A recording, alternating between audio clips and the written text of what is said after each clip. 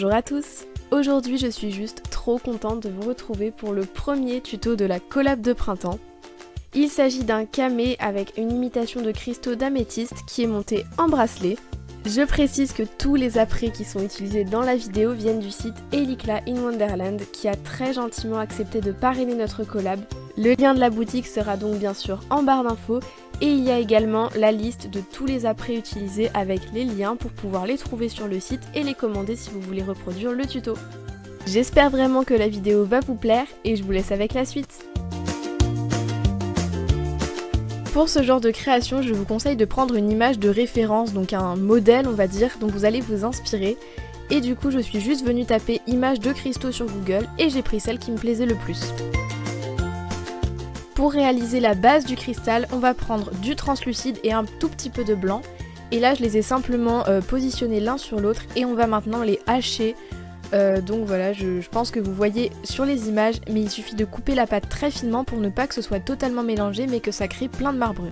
J'avais envie de rajouter un côté un peu brillant au cristal, du coup j'ai pris de la feuille d'argent et je l'ai simplement placé sur les petits morceaux et j'ai recoupé le tout pour bien l'incorporer.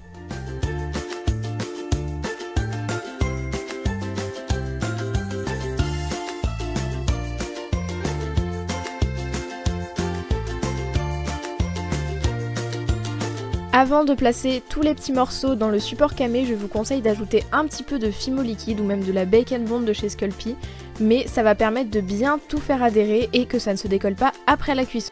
Maintenant on va pouvoir disposer les petits cristaux qui forment la base, donc pour ça je vous conseille juste de les recouper un petit peu et le plus important c'est qu'on ne voit plus le fond du support. Après vous les disposez vraiment comme vous voulez. Pour la texture je vous conseille juste d'utiliser votre scalpel et de le tapoter un petit peu partout pour créer comme des craquelures.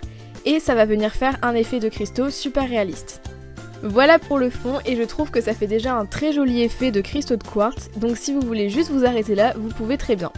Pour les couleurs de l'améthyste, je vous conseille d'utiliser le violet translucide de chez Cernit ainsi que de la translucide incolore. Et ici on mélange moitié translucide et moitié violet pour obtenir une couleur intermédiaire. Voilà ce que ça doit vous donner. Maintenant on va répéter la même étape que pour la base, c'est-à-dire qu'on va mélanger les trois couleurs, mais juste en les hachant. Donc l'idée c'est vraiment de créer des effets de marbrure et de mélange, mais il faut que ce ne soit pas homogène et qu'on puisse quand même distinguer les différentes nuances. Comme tout à l'heure, je suis venue rajouter un petit peu de feuille d'argent, mais je précise que c'est totalement facultatif.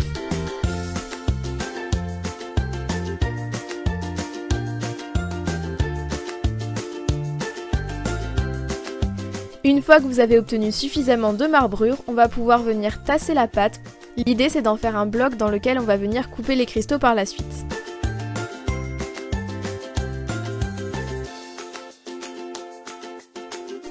Pour cette étape, je vous conseille d'utiliser la lame la plus fine possible, ici c'est une lame pour les cannes. Il suffit juste de couper des tranches dans la pâte puis de les recouper.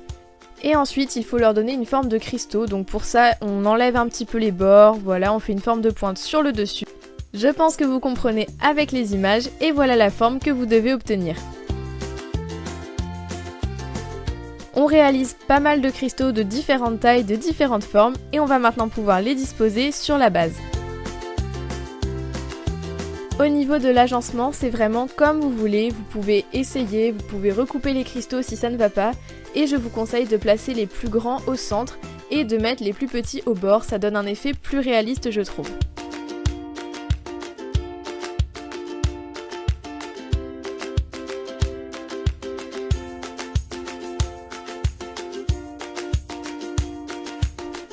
Pour finir l'extérieur de votre améthyste, je vous conseille de venir couper très finement des petits restes de pâte, donc ici c'est des cristaux qui ne m'ont pas servi. Et vous pouvez ensuite les disposer aléatoirement sur le tour et je trouve que ça donne un effet plus réaliste et plus fini à la création.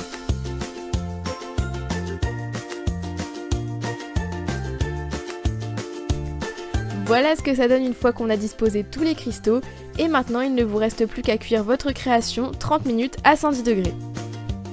Une fois la création cuite, on remarque que la pâte translucide est devenue plus foncée à la cuisson, c'est tout à fait normal, et j'ai aussi verni la création pour la protéger.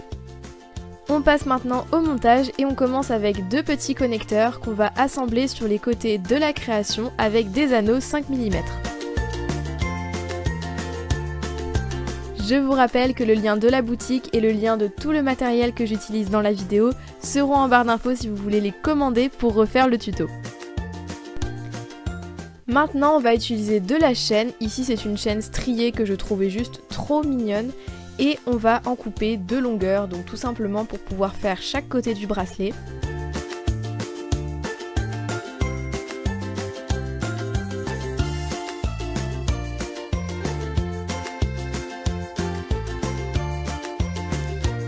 Et on va venir les assembler à la base du bijou et cette fois-ci j'ai utilisé des anneaux 4 mm.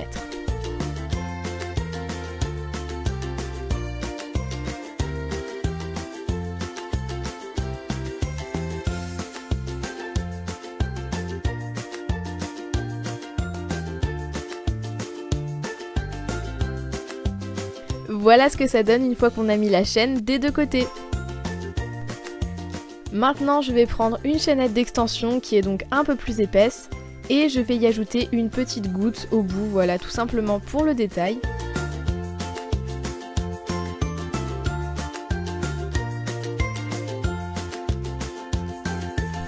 Et ensuite il ne reste plus qu'à l'assembler à une extrémité de la chaîne.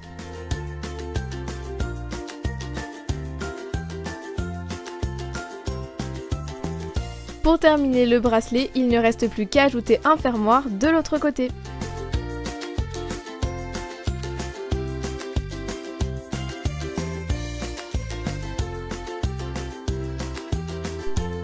Voilà tout le monde, j'espère vraiment que la vidéo vous aura plu. Comme je vous l'ai déjà dit, tous les liens pour retrouver les produits utilisés dans le tutoriel sont en barre d'infos, donc n'hésitez pas à aller voir. Si vous refaites le tutoriel, n'hésitez pas à poster votre création sur Instagram en mettant le hashtag PassionScene, ça me ferait trop plaisir de voir vos réalisations. Comme d'habitude, n'hésitez pas à me dire en commentaire ce que vous avez pensé du tutoriel.